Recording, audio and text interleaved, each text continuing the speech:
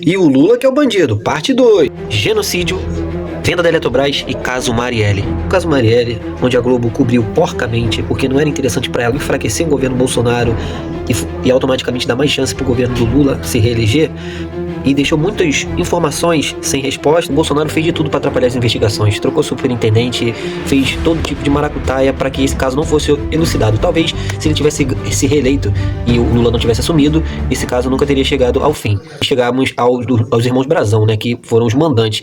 Mas será que não faltou prender ninguém, não? Teve muitas perguntas sem respostas. Antes dos assassinos matarem Marielle, eles foram no condomínio do Bolsonaro e na portaria pediram para ligar para a casa 58 do seu Jair. Alguém atendeu e autorizaram a entrada desses assassinos. O Bolsonaro estava em Brasília. Ou seja, qual homem que poderia estar dentro da casa do Bolsonaro autorizando a entrada dos assassinos? Agostinho! Não.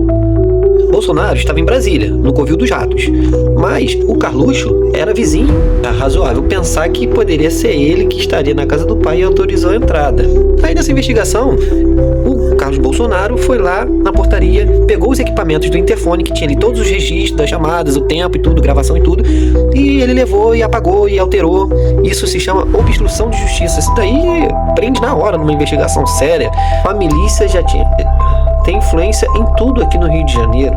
Comenta aí se você acha que a família Bolsonaro tem alguma coisa a ver com essa história. Venda da Eletrobras, meu irmão, um dos maiores assaltos da história desse país. A estatal valia 400 milhões e os deputados venderam a toque de caixa rapidamente antes das eleições. Foi vendida por 34 bilhões.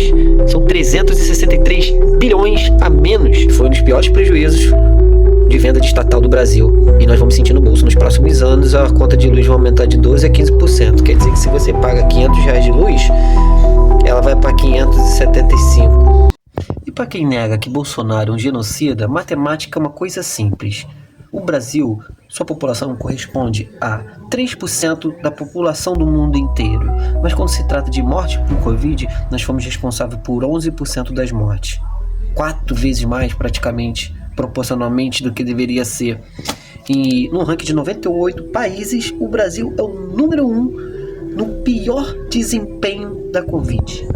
Enquanto os países no mundo compravam vacina para imunizar sua população, o Bolsonaro ele ignorou 81 e-mails para fazer a compra da vacina. Ao invés disso, ele mandou o exército fabricar em escala cloroquina superfaturada para dar para o povo tomar. Inclusive, muitas pessoas morreram por causa de cloroquina. A causa do negacionismo do Bolsonaro era porque ele não queria gastar tantos bilhões com imunização da população.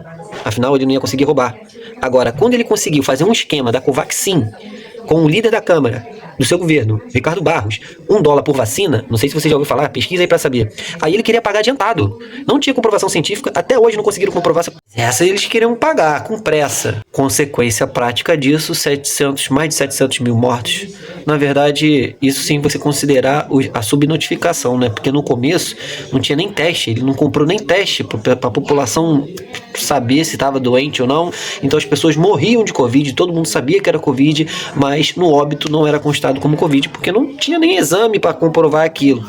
Números oficiais, 700 mil mortos. Números reais foram mais de 1 milhão de mortos. Teve dia que estava morrendo 4 mil pessoas por dia. Quem não lembra da crise de Manaus, né? Que a população não tinha oxigênio, as pessoas estavam morrendo, e ele protelou a compra de oxigênio.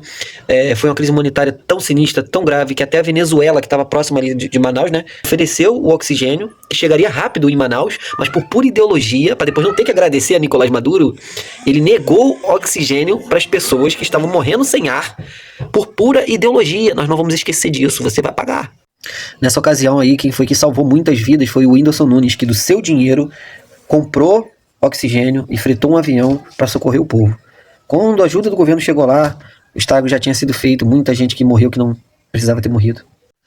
Esse verme devia ter sido preso desde o dia que ele saiu da presidência, mas nós temos uma justiça fraca, uma justiça cega, e o Xandão é um covardão, porque já era para ter prendido há muito tempo.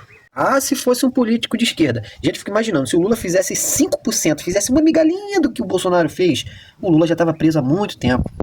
Eu sei que essas coisas jamais vão entrar na cabeça de um bolsonarista, mas nós temos que falar a verdade, não para esse gado maldito que jamais vai pensar na cagada que fizeram, mas nas pessoas despolitizadas, nas pessoas que têm uma inclinação para votar na direita, as pessoas que estão indecisas. Essas pessoas, se elas não forem conscientizadas, informadas, educadas, elas são cooptadas pelos falsos discursos e os falsos debates da extrema-direita.